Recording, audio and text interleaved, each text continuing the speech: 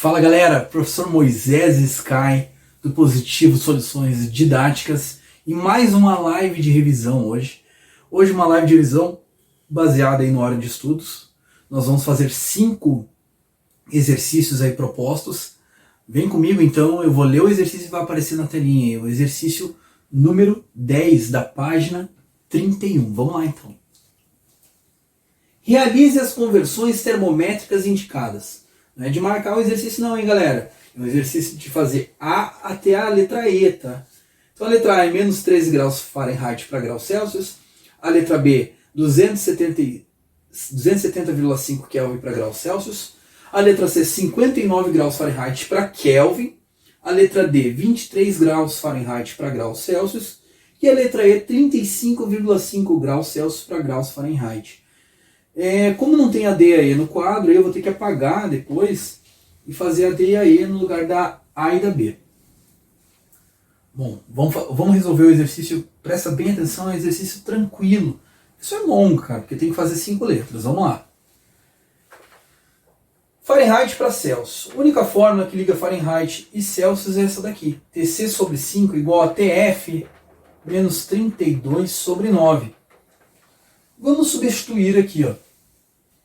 Eu quero em Celsius, então TC sobre 5 é igual a menos 13 com menos 32 sobre 9.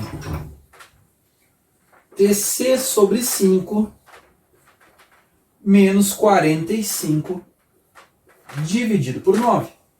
Aqui vai dar menos 5, né? Então vai ficar TC, vai ser o menos 5, eu vou passar esse 5 daqui multiplicando. Ou seja, menos 25 graus Celsius. Essa é a temperatura na escala Celsius. Então, em Fahrenheit é menos 13, em Celsius é menos 25. Vamos passar agora de Kelvin para graus Celsius, é só usar essa relação aqui, ó. TK, TC mais 273. 270,5 igual a TC mais 273. Isso aqui é bem tranquilo. Passa subtraindo, que é a relação que liga Kelvin e Celsius, né? 270,5 menos 273. Ou seja, menos 2,5 graus Celsius. Você pode ver, né? Que Fahrenheit e Celsius eles têm valores negativos, mas Kelvin não tem. Kelvin não admite valor negativo. Toma cuidado. Agora Fahrenheit para Kelvin, eu tenho que fazer 2 cálculos. O primeiro cálculo é de Fahrenheit para Celsius. Aí achando em Celsius eu vou somar com 273 para achar em Kelvin. Vamos lá. TC sobre 5. Eu vou substituir. TF é 59 menos 32 sobre 9. TC sobre 5 é igual a 27 sobre 9. E 27 dividido por 9 dá 3. Passa o 5 multiplicando. TC, 3 vezes 5, 15 graus Celsius. Não é a nossa resposta ainda. Eu tenho que achar em Kelvin. Só somar 273. Que é essa formulinha aqui. Ou seja, 15 mais 273. Que dá 288 Kelvin. Lembrando que Kelvin não é grau, tá? Só Fahrenheit e Celsius. Agora eu vou apagar e vou fazer a D e a E aqui, ó. Tranquilo o exercício, tranquilo. Só transformaçãozinha de unidade aí, devido às fórmulas de escalas. A dele, que é 23 graus Fahrenheit para graus Celsius. Vamos lá então. TC eu não tenho. 5. TF eu já tenho. 23. 32 da fórmula. E o 9 da fórmula. 23 menos 32 dá menos 9. Menos 9 dividido por 9. Menos 1. O 5 está dividindo, ele vai multiplicando. Vai ficar menos 1 vezes 5. Menos 5 graus Celsius. Está aí. Temperatura em Celsius que ele pediu. E a letra Lembrando que essa aqui é a letra D, né? E a letra E agora, que também é tranquilo, só passar de de Celsius para Fahrenheit. Ele deu lá 35,5 graus Celsius e ele quer em graus Fahrenheit. Substitui no Celsius, 35,5 dividido por 5, que é da fórmula. TF é o que eu quero, 32 é da fórmula. E o 9 também. 35,5 dividido por 5 dá 7,1. Esse 9 eu vou passar multiplicando. Lembrando que eu tenho que isolar o TF agora. 7,1 vezes 9, 63,9. Vou passar o 32 somando agora. Quando vai de lado, muda a operação. Né? Divisão vira multiplicação, subtração vira soma. Né? Igual ao TF. Ou seja, TF 95,9 graus Fahrenheit. Terminamos esse exercício longo aí que, ó, até suei agora. Vamos pro próximo aí de hora de estudo. Eu vou ler para é o exercício 21 da página 33. O comprimento de uma barra de latão varia em função da temperatura, segundo a figura 4. A seguir, o coeficiente de dilatação linear do latão no intervalo de 0 a 100 graus Celsius vale. Bom, é um exercício de dilatação linear. Você pode ver aí que o exercício ele começou o comprimento inicial aqui da barra em 0 graus Celsius, que eu chamo de L0 é 50 centímetros. Em 100 graus Celsius o comprimento final é de 50,1. Vamos achar quanto variou o comprimento. ΔL é comprimento final menos comprimento inicial.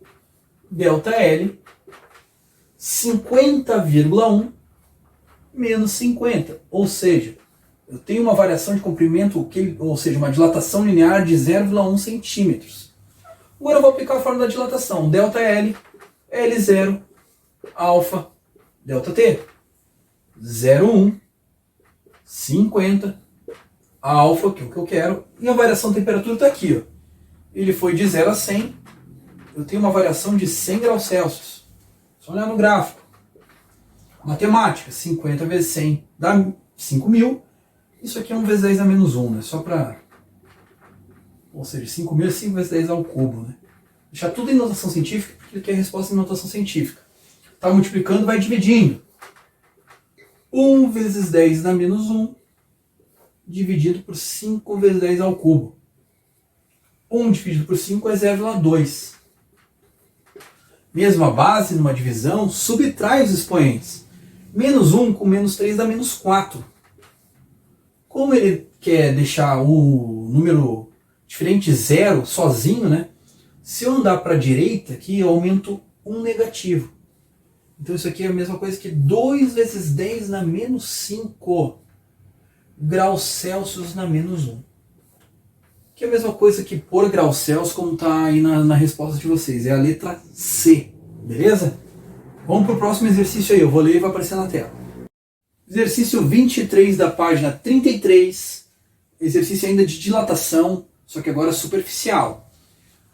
Uma placa de alumínio, coeficiente de dilatação linear do alumínio, cuidado, ele deu o alfa, talvez tenha que usar o beta aí, que é o dobro disso, né? 2 vezes 10 na menos 5 graus Celsius na menos 1, com 2,4 metros quadrados de área, que é a área inicial, a temperatura de menos 20 graus Celsius. Foi aquecido a 176 graus Fahrenheit, então a temperatura final está em Fahrenheit, vai ter que passar para Celsius. O aumento da área, ou seja, a variação da área da placa foi D. Ele quer em centímetros quadrados essa variação. Lembrando que a área inicial tem metro quadrado. Vai ter que transformar um monte de coisa aí. Bom, como eu falei aí, tem muitas transformações para a gente fazer. A primeira, eu vou passar isso aqui para centímetro quadrado. Para passar para centímetro quadrado, quem não lembrar, metro quadrado para centímetro quadrado, você multiplica por 10 na quarta. Por quê? 1 metro tem 100 centímetros. Como está o quadrado? 100 ao quadrado é 10.000, que é 10 na quarta. Então eu vou ter que multiplicar por 10 na quarta esse cara aqui. Ó. Deixa quieto. Agora outra transformação, eu tenho que transformar de Fahrenheit para Celsius, para achar a temperatura final em Celsius, porque a inicial está em Celsius. Por quê? O alfa está em graus Celsius na menos 1. E eu também vou ter que achar o beta. Olha quanta coisa que eu vou ter que fazer. Vamos lá. T final em Celsius para 5. T em Fahrenheit menos 32 está para 9. T final em Celsius para 5 é igual a 176 menos 32. Ou seja, 144 sobre 9. E 144 dividido por 9 dá 16. 16 vezes 5. 16 vezes 5. 80 graus Celsius já tem a temperatura final. Agora é só aplicar a fórmula da dilatação. Variação da área, área inicial, coeficiente de dilatação superficial, cuidado, vezes a variação da temperatura. Delta A. Como ele quer em centímetros quadrados, eu passei para centímetro quadrado. Então, vai ficar 2,4 vezes 10 na quarta. Não esquece. Ó. Isso aqui no cantinho para vocês. Ó, metro quadrado por centímetro quadrado, multiplico por 10.000. O beta é o dobro do alfa. E quem é o alfa? 2 vezes 10 na menos 5. Variação da temperatura. Temperatura final é 80. Menos da fórmula, bota um parênteses, porque eu tenho menos aqui, ó. Menos 20. Então vai trocar o sinal. Menos com menos vai ficar mais. Então vai ficar 80 mais 20, vai ficar 100 graus Celsius de variação. Bom, agora é só trabalhar com unidade e notação científica. Muito fácil. O 2,4, o 2 vezes 2, que nesse caso é 4, eu vou deixar aqui na frente para não atrapalhar. Vai ficar 2,4 vezes 4. E agora vai ficar 10 na quarta, 10 na menos 5, 100 é 10 ao quadrado. 2,4 vezes 4 dá 9,6. 4 menos 5 dá menos 1. Com mais 2 dá mais 1. Então 9,6 vezes 10 dá 1. Só pode ser 96 centímetros quadrados. Essa é a resposta da variação da área ou dilatação superficial, que é a mesma coisa. Você tem que ver aqui a letra C do exercício aí, um exercício tranquilo, só que tem transformação de metro quadrado por centímetro quadrado, Celsius para Fahrenheit para Celsius. E não esquecer que o beta, ó, esse 2 aqui, porque o beta é o dobro do alfa do coeficiente de dilatação linear. Beleza? Vou ler o próximo exercício e vai aparecer aí na telinha para vocês. Vamos lá.